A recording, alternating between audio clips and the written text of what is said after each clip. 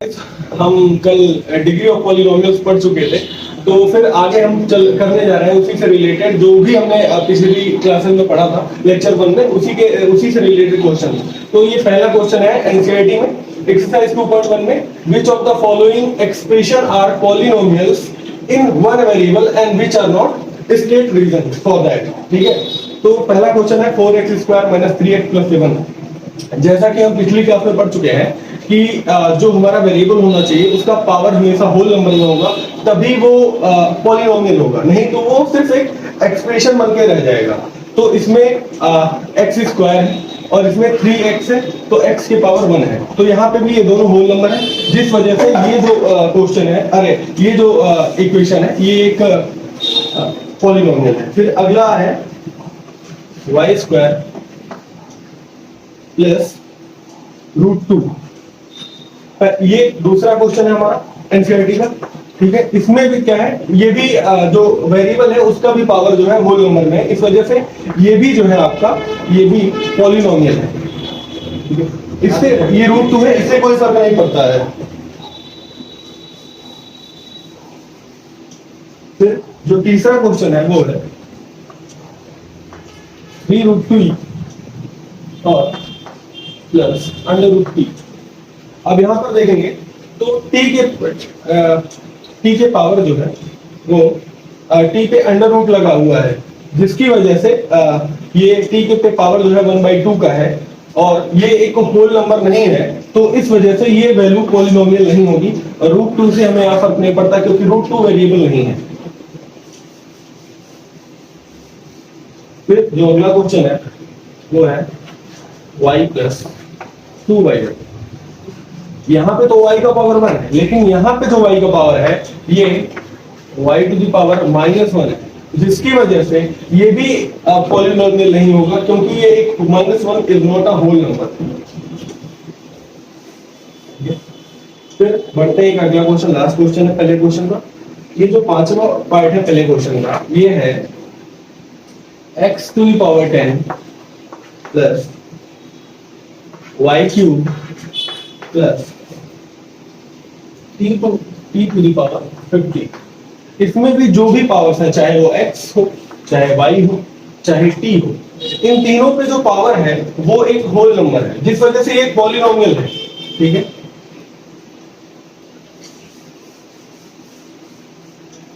फिर जो आपका अगला क्वेश्चन है, आइए उसकी तरफ बढ़ते हैं। Write the coefficient of x² in each expression in each of the following। जो भी करेंगे वो है पहला क्वेश्चन है 2 + x² + x, और आपसे पूछा गया है सिर्फ x² का कोफिशिएंट। तो मैंने पिछली क्लास में ही बताया था, जो कि x² के साथ सटा हुआ होता है, अब जो कॉन्सोनेंट होता है, ठीक है, वही होता है कोफिशिएंट। तो यहाँ पे जो कोफिशिएंट है वो 1 है। ओके, तो इस एक्सप्रेशन में, पॉलिनोमियल में x² का कोफिशिएंट जो है 1 है। तो जो अगला क्वेश्चन है 2 - x² + x², 2 - x² + x³, और यहाँ पे x² का कोफिशिएंट पूछा है, तो यहाँ पे x² का कोफिशिएंट -1 होगा। ऐसे ही सारे क्वेश्चन है, आपको सिर्फ x² का ही कोफिशिएंट्स बताने हैं, ना कि x और ना कि x³। ओके, फिर तीसरा क्वेश्चन है give one example each of binomial of degree 35 and a monomial of degree 100। Binomial, monomial, ठीक है। तो जो क्वेश्चन कह रहा है उसका कहना यह है कि हमें एक एग्जांपल दीजिए वही बाइनोमियल का जिसकी डिग्री 35 हो। मैंने आपको पिछली क्लास में बताया था डिग्री क्या होता है, किसी भी वेरिएबल की जो हाईएस्ट पावर होती है किसी भी एक्सप्रेशन में, उसे डिग्री कहा जाता है। और बाइनोमियल क्या होता है, बाइनोमियल में 2 वेरिएबल होने चाहिए। मोनोमियल में सिंगल वेरिएबल होता है, बाइनोमियल में 2 वेरिएबल होता है, ट्राइनोमियल में 3 वेरिएबल होता है। तो बाइनोमियल का आप एग्जांपल ले सकते हैं x⁻35 + y³ = 0। ये आपका पहला एग्जांपल हो गया जिसमें बाइनोमियल की डिग्री 35 होनी चाहिए। अगला जो एग्जांपल था आपका वो था मोनोमियल ऑफ डिग्री 100। मोनोमियल भी मैंने आपको बताया जिसकी डिग्री जिसका जो वेरिएबल हो वो सिंगल वेरिएबल होना चाहिए उस एक्सप्रेशन में, वो मोनोमियल कहलाता है। ठीक है, तो मोनोमियल का हम एग्जांपल ले रहे हैं x to the power 100 minus 7 is equals to 0। इसकी डिग्री भी 100 है और ये एक मोनोमियल है, तो इस वजह से ये क्वेश्चन भी आपका कंप्लीट होता है। फिर जो चौथा क्वेश्चन है आपका एक्सरसाइज 2.1 का, वो है right the degree of each of the following polynomial. ठीक है, तो इसका पहला 5x cube 5x cube plus 4x square plus 7x, ये है आपका पहला क्वेश्चन। इसमें आपका कोफिशिएंट पूछा हुआ है। ठीक है, कोफिशिएंट राइट, अच्छा sorry degree of the degree of each of the following. इसमें इस इक्वेशन की डिग्री क्या है, मैंने बताया आपको कि डिग्री जो है सबसे हाईएस्ट पावर होती है, किसी भी वेरिएबल की हाईएस्ट पावर डिग्री। तो यहाँ पे 3 जो है ये आपका डिग्री हुआ पहले क्वेश्चन में। ठीक है, अगले क्वेश्चन में हम चलते हैं। अगला क्वेश्चन है आपका 4 माइनस वाई स्क्वायर। इसमें एक ही वेरिएबल है तो जाहिर सी बात है कि इसका जो डिग्री होगा वो 2 होगा। ये सेकंड क्वेश्चन था। थर्ड में है 5t माइनस अंडर रूट 7। ठीक है, 5t माइनस अंडर रूट 7 है तो वेरिएबल तो t है और t के जो डिग्री पावर है वो 1 है, तो इसकी जो डिग्री हुई ये 1 हुई। फिर जो लास्ट क्वेश्चन है वो है सिर्फ 3। जो लास्ट क्वेश्चन है उसमें सिर्फ कांस्टेंट है, there is no variable in this expression, और वो है 3। तो 3 में कोई वेरिएबल ही नहीं है, तो इस वजह से जो डिग्री होगी इस एक्सप्रेशन की वो होगी 0। क्वेश्चन हमारा एक्सरसाइज 2.1 का क्वेश्चन नंबर 5 है।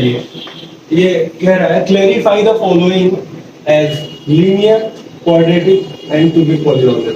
तो हमें डिफरेंशिएट करना है कि मतलब कौन सा ये जो सारे क्वेश्चंस हैं 3-4 उनमें से कौन सा क्वाड्रेटिक है, कौन सा लीनियर है और कौन सा क्यूबिक पॉलिनोमियल है।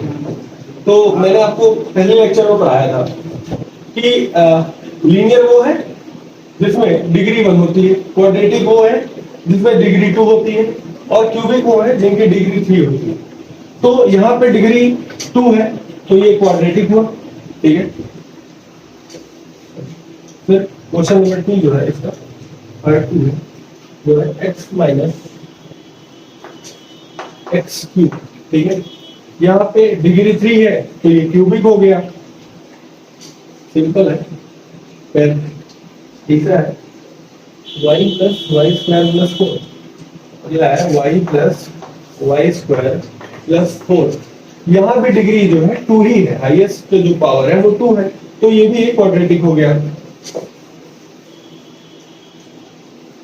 तीसरा है 1 प्लस एक्स। एक्स पे कोई पावर नहीं तो 1 है और 1 शो करता है लीनियर। ओके, फिर पांचवा जो है वो है 3t। यहाँ भी जो है जो पावर है वो 1 है, जब कुछ नहीं पावर है तो 1 है और वो एक लीनियर हो जाएगा, लीनियर पॉलिनोमियल है ये क्या है, लीनियर पॉलिनोमियल है। ठीक है, फिर अगला है 7x, एक है r स्क्वायर, एक r स्क्वायर है और एक है 7x क्यूब है। ठीक है, ये है हाँ। तो जो r स्क्वायर है ये क्वाड्रेटिक हो जाएगा और 7x क्यूब एक क्यूबिक हो जाएगा। ऐसे ही सिंपल क्वेश्चन है।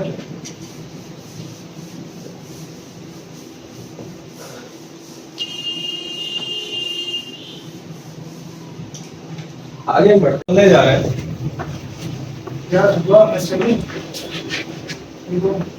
Rule of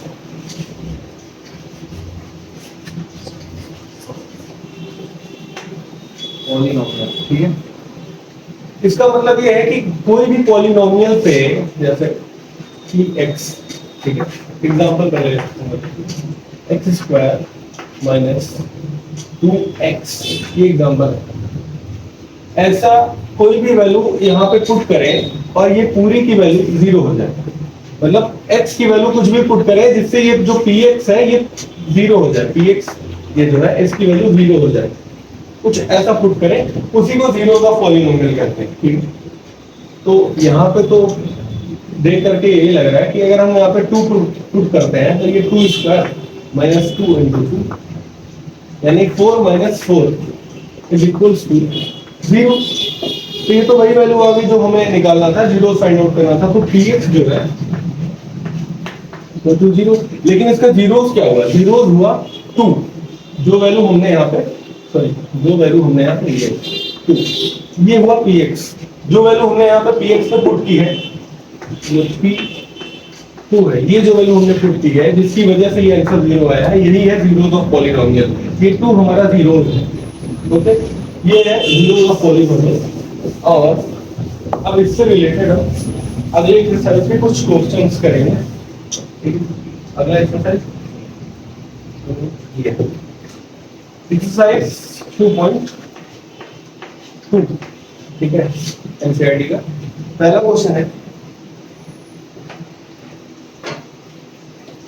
find the value of polynomial, ठीक है, find the value of polynomial fx minus 4x square plus 3, ठीक है, इस वैल्यू की, इस पॉलिनोमियल की वैल्यू फाइंड आउट करनी है, वो भी किस पे, एट, तीन वैल्यू दी हुई है, x इक्वल टू 0 पे इसकी क्या वैल्यू आएगी, 1 पे क्या आएगी और 2 पे क्या आएगी, ये x इक्वल्स टू 0 1 और 2। जब हम इस पे 0 रखेंगे तो ये 0 हो जाएगा, सिर्फ बचता है 3, तो x इक्वल टू 0 पे इसकी वैल्यू 3 आएगी, 1 रखेंगे तो 5, यहाँ पे 4, ठीक है, 5 माइनस 4 इक्वल्स टू 1 और 3 यानी 4, 2 रखने पे 10, 10 माइनस 4 16, माइनस 6 में से 3 माइनस 3, ये तीन वैल्यूज जो हमारा पहला क्वेश्चन है इसमें ये तीन वैल्यूज आएगी। ये तीसरा आपको भले थोड़ा प्रॉब्लम हो, तीसरे में आपको क्या करना है, 2 यहाँ रखना है, तो 5 2 द 10 और 2 का स्क्वायर यहाँ पे होगा 4, 4 4 जो 16 माइनस 6 और प्लस 3, तो 16 और ये 10 गया, माइनस 6 प्लस 3 माइनस 3। ओके, ये तीन वैल्यूज है हमारी, ये पहला क्वेश्चन था। अगला जो क्वेश्चन है वो ये है, अगला क्वेश्चन है find P0 P1 and P2 क्या for each of the following polynomial, ठीक है, और उसमें से जो पहला है उसको एग्जांपल उठाते हैं, y square minus y plus 1। तो जो हमने पहले फाइंड आउट किया था पहले क्वेश्चन में कि हमें x equal to 0, x equal to 1 और x इक्वल टू 2 पे क्या वैल्यू फाइंड आउट करनी है, तो सेम वही है, इस इक्वेशन पे हमें p इज इक्वल टू 0 यानी y वैल्यू 0 रख के देखनी है, y की वैल्यू 1 और y की वैल्यू 2 रख के देखनी है। तो ये एक एग्जांपल देख लेते हैं, 0 0 1, ठीक है, y एट 0 पे ये जो p इक्वल टू 0 है उस पे जो वैल्यू है वो बनानी है, ठीक है, और 1 पे इक्वेशन क्या था, इक्वेशन फिर से देख लेते हैं, y square minus y plus 1 ये इक्वेशन था। एट 1 पे जब हम इसको रखेंगे, ठीक है, एट 1 रखेंगे तो ये वैल्यू 1 स्क्वायर 1 हो जाएंगे, 1 माइनस 1 और प्लस 1 यानी 1 ही आना है, ये दोनों कैंसिल आउट हो जाएगा। फिर एट 2 पे देखेंगे तो 4 माइनस 2 2 प्लस 1 यानी 3, ठीक है, ये वैल्यू 3 हो जाएगी। ऐसे ही सारे क्वेश्चंस हैं, एक और एग्जांपल देख लेते हैं, एक और एग्जांपल है वो है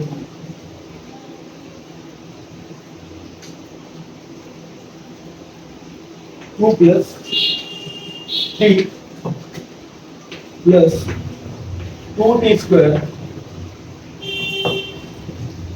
माइनस 3q, ठीक है, इस क्वेश्चन में दिया गया है इसमें भी हमें p equals to p0, p1 और p2 की वैल्यू फाइंड आउट करनी है। तो जब p0 रखेंगे तो ये 0, ये 0, ये 0, तो वैल्यू आएगी 2। सिर्फ p0 रखने पे हमें वैल्यू आएगी 2। p1 रखेंगे तो 2 plus 1 plus 2 minus 1, 1 1 cancel, value आएगी p1 रखने पर वैल्यू आएगी 4। ठीक है, अब p2 रख के देख लेते हैं। 2 प्लस 8 माइनस 8, 8 कैसे, यहाँ 2 स्क्वायर और ये 2, तो 8 और फिर 2 का क्यूब भी 8, 8 8 कैंसिल, 2 प्लस 2 इक्वल्स टू 4। ऐसे ही सारे क्वेश्चन फ्री हुए। एक क्वेश्चन इसमें बढ़िया है, ठीक है, इसको हमें ओपन करना पड़ेगा ब्रैकेट, तो वो है x equals to x minus 1 और x प्लस 1। हालांकि इसे ओपन करने में कोई दुविधा नहीं है, लेकिन ये एक आइडेंटिटी है a माइनस बी और a प्लस बी का, तो ये a square minus b square हो जाता है। ठीक है, और इसमें जब हम वैल्यू पुट करेंगे, 0 पुट करेंगे तो वैल्यू -1 देगा, 0 रखने पे -1 देगा। ठीक है, और 1 रखने पे ये वैल्यू 1 -1 0 देगा, और p at 2 रखने पे 2 का स्क्वायर 4 और ये -1 यानी 3 वैल्यू देगा। ये रिजल्ट आएगा हमारा। ये तो पहला ये तो दूसरा क्वेश्चन था। आगे का जो क्वेश्चन है वो है verify whether the following are zeros of polynomial indicate against them. ठीक है,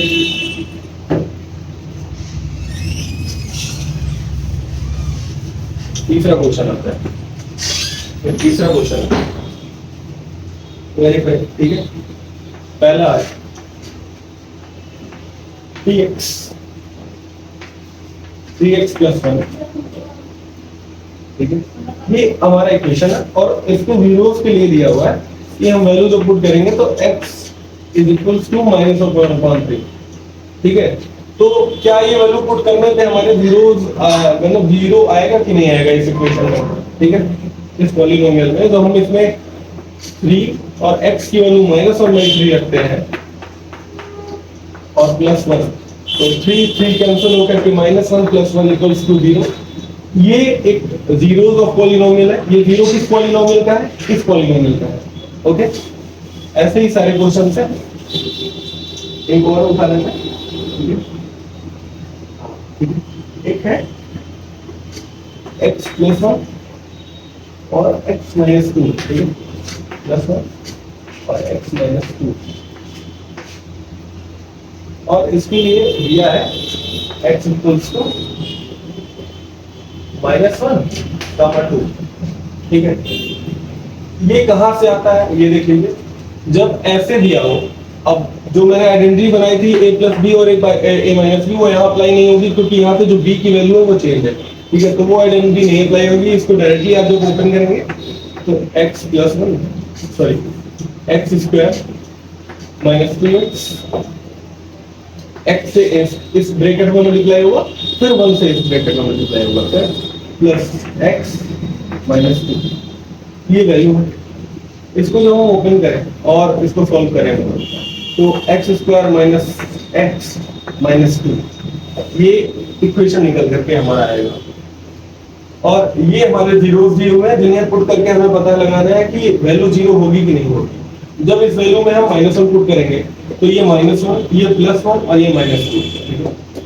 ये -1, अरे सर ये -1 का स्क्वायर हो जाएगा तो +1 + 1 -1। ठीक है, +1 - 2, ये वैल्यू भी 0 आएगी।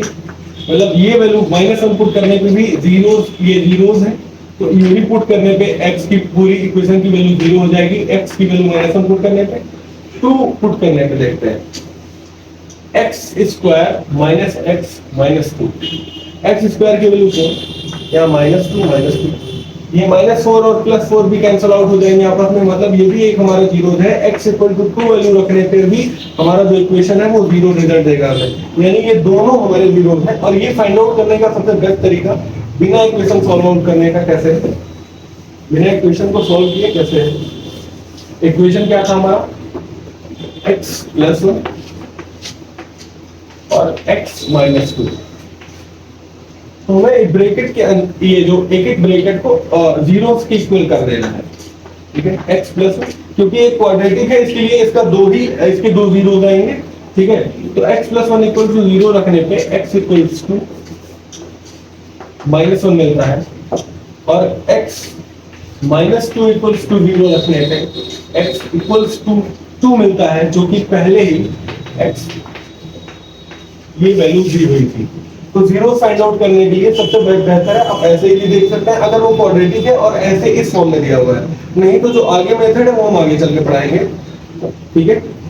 तो ये तीसरा क्वेश्चन वगैरह, और लास्ट जो है इस एक्सरसाइज का क्वेश्चन वो है find the zero polynomial in each of the following cases. हमें फाइंड आउट करना है और सभी के सभी जो है लीनियर है, ठीक है, सभी के सभी लीनियर पॉलिनोमियल है।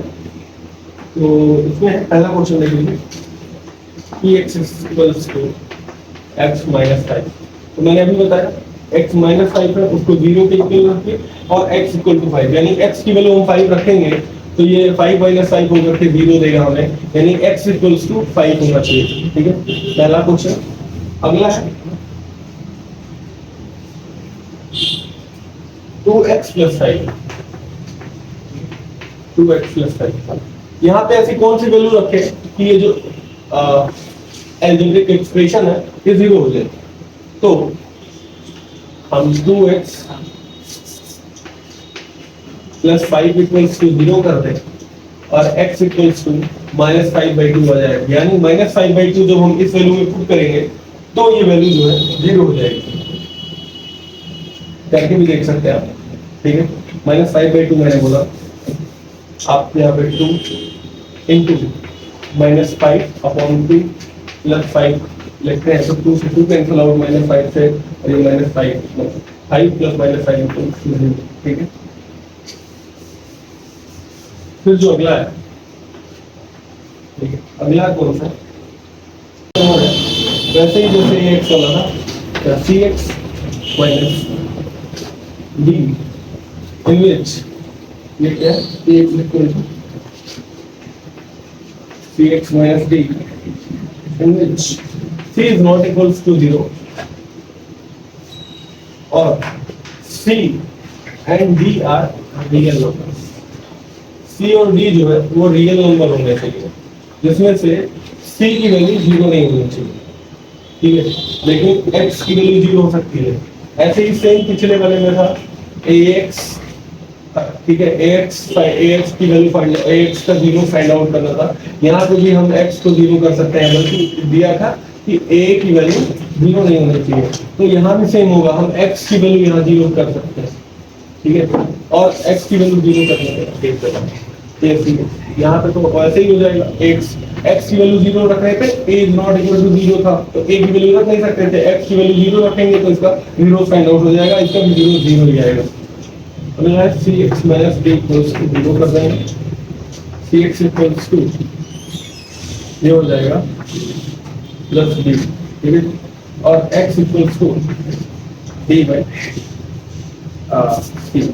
ये वैल्यू अगर हम पुट कर रहे हैं तो ये x इक्वल टू ये जो d बाई c है, ये इस वैल्यू का, इस एक्सप्रेशन का, इस पॉलिनोमियल का ये 0 है, ठीक है। और अगर हम यहाँ 0 पुट करते हैं तो यहाँ पे हमें दोनों की वैल्यू 0 पुट करें यहाँ पे, तो ऐसा कुछ है नहीं। तो जैसे हम शुरू से करके आए हुए हैं इस हिसाब से कि उस पॉलिनोमियल को इक्वल टू 0 कर दें, उसके बाद d को उधर भेज करके तो उसके बाद c उसके डिनोमिनेटर में चला जाएगा, ठीक है, और वही x की वैल्यू आ जाएगी, वही हम यहाँ पे पुट कर देंगे। तो अगर हम इस वैल्यू में x की जगह क्या है d बाई c, हम यहाँ d बाई c पुट कर देते हैं और यहाँ c पहले से c से c कट गया और यहाँ माइनस b बचा, माइनस b से माइनस b, तो ये भी वैल्यू 0 आएगी। ऐसे ही 0 फाइंड आउट करना है, ओके। तो आगे की जो टॉपिक्स है वो हम अगले लेक्चर में पढ़ेंगे। बाय।